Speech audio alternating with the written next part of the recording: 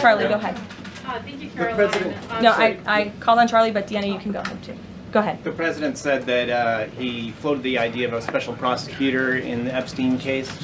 Can you confirm that? And has he asked the Attorney General to do this, to appoint a special prosecutor to look it over? Well, the idea was floated from someone in the media to the president. The president would not recommend a special prosecutor in the Epstein case. That's how he feels. And as for his discussions with the Attorney General, I'm not sure. Deanna. Caroline. Thank you so much. Do you know what the president's reaction was to Mike Johnson saying that he wants additional files released, the Epstein files? Was there a conversation with Mike Johnson about that following his comments? I won't discuss the president's private conversations with the Speaker of the House, but as I answered to Jackie's question earlier, the president has said if the Attorney General and the Department of Justice and the FBI have any more credible evidence in regards to Jeffrey Epstein's crimes, they should put that forward. He has called on them to do that. Sure. Thank you, Caroline. With a few days. I'll go to all of you, starting with the lady in the blue. Go ahead. With a few days to the August 9th deadline, how are the negotiations with Europe going? There's some sticking points.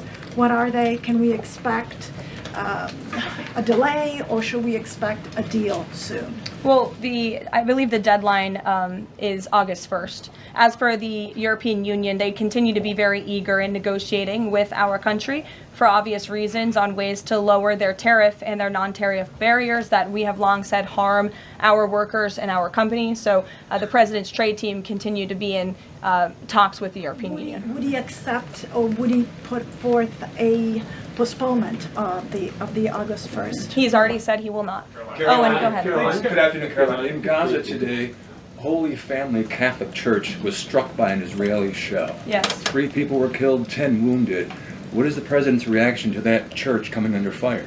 It was not a positive reaction. He called Prime Minister Netanyahu this morning to address the strikes on that church in Gaza, and I understand the Prime Minister agreed to put out a statement. It was a mistake by the Israelis to hit that Catholic church. That's what the Prime Minister relayed to the President, and you should look at the Prime Minister's statement that will be coming out. Steve, go ahead. Back to your letter that you read at the beginning. Sure. The President, you said mild swelling in his legs. Is it causing him any discomfort? How are you treating it? Nope. No discomfort from the president at all, and you probably all see that on a day-to-day basis. He's working around the clock. As for the treatments, I can defer to the president's physician, and we'll get you this letter. I think it will answer all your questions. There are reports that a Chinese-born banker who works in Atlanta for Wells Fargo is being prevented from leaving China. Has the president, is he going to bring this up with President Xi? Are you aware of the case? I'm not aware of the case, but I'm sure our National Security Council team is. Steve will get you some answers on that. Thank you. Kristen. Thank you, Caroline. 2 questions. So the first is that President Trump said that the Attorney General only gave him a brief overview of what was in these Epstein files. Does he have knowledge or an understanding of what is in the files related to Epstein that have not been released? Not to my knowledge, and that's a question for the Attorney General, as I said, and the President has told the Attorney General if they have any more credible evidence, they should release it. Is that evidence, would she have to run that by the President before she released it? I don't think so. He said if she has any more credible evidence, she should release it. Your Honor. Go ahead. Thank you. Go ahead, yes. Great. Thank you, Caroline. 2 questions. One, today... And you can go ahead, Andrew. Don't worry. Today, tens of thousands of folks are rallying nationwide to honor the legacy of Congressman John Lewis. Meanwhile, Republicans in Texas reportedly are working to redraw congressional maps at President Trump's urging. How is President Trump reconciling his call to action for Texas Republicans with the legacy of Representative John Lewis? I'm not quite sure how the two things are related. I think the president would agree that John Lewis served our country for many, many years. It has nothing to do with the redistricting efforts that are currently underway by Texas Republicans to add seats to their legislature. They have the right to do that. The president spoke to the congressmen and women who serve the great state of Texas about it, but it's up to them and it's up to their legislature to get that approved. And Caroline, just the second question. And Go does ahead. the president support the Justice Department's request for just 1 day in jail for the officer convicted of Breonna Taylor's killing? And what message does he believe that sends to her family and to other families seeking justice in cases of police violence? I haven't talked to the president about that case. Go ahead. Just the president, Go ahead. When the president met the interim president of Syria a couple of months ago, he described him as a young, tough, attractive guy.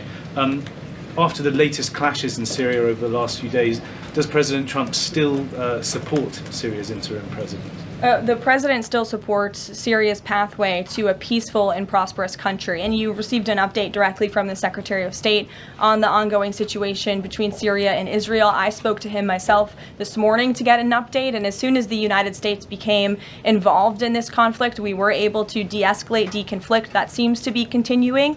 Syria agreed to draw back their troops that were in the area where that clash was ongoing, and we continue to be very actively monitoring the situation. The president wants to see Syria become a prosperous and stable country, and by the lifting of the sanctions on Syria, he's giving them a real chance to do that, and he wants to see that through.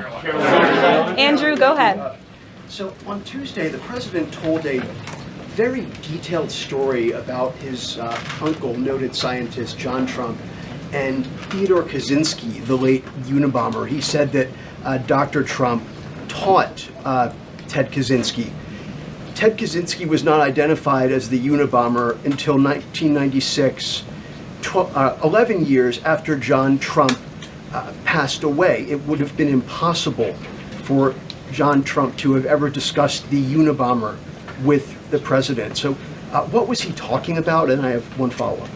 Andrew, with so many issues going on in the world, I'm a little bit surprised you would ask such a question, although I'm not sometimes coming from you, I will say, but I'm willing to give you an answer. Nevertheless, the president's uncle did, in fact, teach at MIT. He was a very intelligent professor. The president's very proud of his family. In fact, the president has a letter from his uncle on the MIT letterhead that sits in the Oval Office dining room. Maybe we'll let you see it sometime. And then Elizabeth. Caroline, one more. Elizabeth, will the go president consider pardoning Ghislaine Maxwell Elizabeth, if the Epstein case is a hoax? Okay, I'll start off with the president said last week he would not be getting involved in the New York City mayoral case. If that mayoral race, if that's still the case, given his history drawing a large crowd in New York City, what's his reason for staying out of it in that way? Well, look, I think the president reserves the right to get involved in races or not get involved in races, and he's made the decision not to weigh in on the New York mayoral race, as you rightly pointed out, although he has gone as far to say he absolutely does not want to see Zemdami elected, who is a known communist who supports the abolishment of private property, the defunding of police. He has made very well-known anti-Semitic statements. It would be a disaster for New York and for this country, and I think it's quite telling that this individual, a known communist, has been spending time in Washington this week meeting with leaders on Capitol Hill. This is truly where the Democrat Party is headed. Clearly, they learned nothing from November 5th in the president's overwhelming victory. Mary, go ahead. Thank you, Caroline. I want to backtrack to the hospitals that have stopped providing transgender surgeries and hormones for kids. On this front, does that have anything to do with the DOJ's subpoenas last week? Should we expect any more hospitals to be shutting down their programs? And I wanted to also ask what you make of all these media reports, especially the AP, which I noticed, which portrays these children as losing something that's saving their lives. Yes, I think the president spoke a lot about this issue, which is a political issue, but also really a cultural issue that impacts children and families. He talked about it a lot on the campaign, and I think he was quite surprised by the uptick we were seeing in the embracement by the Democrat Party when it comes to the chemical castration and mutilation of young, innocent bodies. And so the president made it a very early priority to sign very strong executive orders to cut off the funding for any hospital or any medical facility in this country that provides such barbaric procedures. And as a result of that strong policy and the president's strong common sense position on this issue, we've had such an overwhelming overwhelming response, which is great for children in Arizona. Phoenix Children's Hospital has stopped providing puberty blockers and hormone therapy to minors. In California, Stanford Medicine ended sex change surgeries for minors. Children's Hospital Los Angeles is closing its Center for Trans Youth Health and Development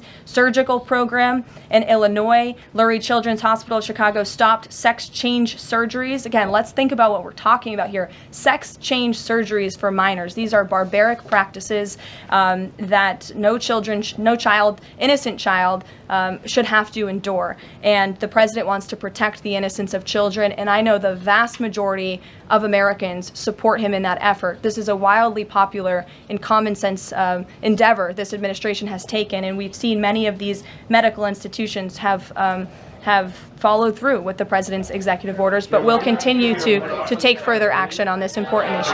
Garrett. I too, if you'll indulge me. On the rescissions package, I wonder what the White House makes of this theory that it increases the odds of a shutdown. The theory is basically, why would any Democrat vote for a bipartisan spending deal with Republicans if Republicans can turn around and claw the money back the next day?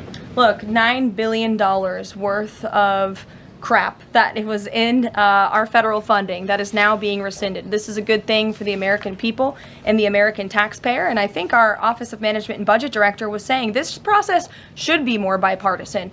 Democrats, there was a time in this country where Democrats too cared about getting rid of waste, fraud, and abuse in our federal spending. I think every American agrees the government spends way too much money on things that don't matter. Some of those things include PBS and NPR, or for instance, the Democracy Fund, which was funded to the tune of $83 million through the Department of State, but they were giving hundreds of thousands of dollars for gender equality and empowerment hubs in Yemen, $3.9 million for strengthening information integrity, equality, and democracy for LGBTQI population of the Western Balkans. These are not good uses of the taxpayer funds, and Republicans are proud to lead that effort, and we wish more Democrats would join us in that. I wanted to follow up on the Maureen Comey question just to clarify. Did the White House have any knowledge, or did the president sign off on her firing? This was a decision that was made by the Department of Justice. There was an agreement that was made between Immigration and Customs Enforcement and the Centers for Medicaid and Medicare Services regarding access to Medicaid information for 92 million Medicaid recipients around the country. That includes health information. So how does that not violate HIPAA violations and privacy concerns, for example, of American citizens? I'm going to have to defer you to Immigration and Customs Enforcement on that. I'm unfamiliar with that agreement that they made. Thanks, Caroline. Two questions. Russ Vought said today he's going to be looking into cost overruns in the Fed's renovation projects.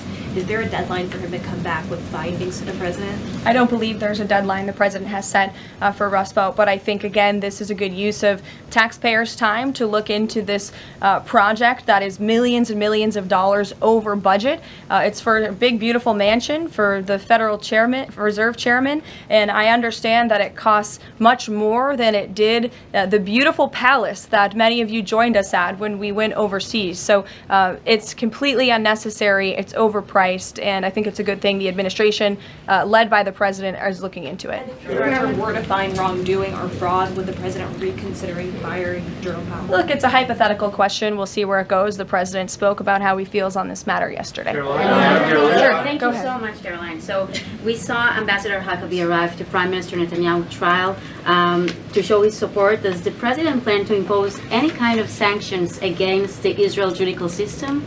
I don't have any update for you on that or any announcement on that front. I don't believe so.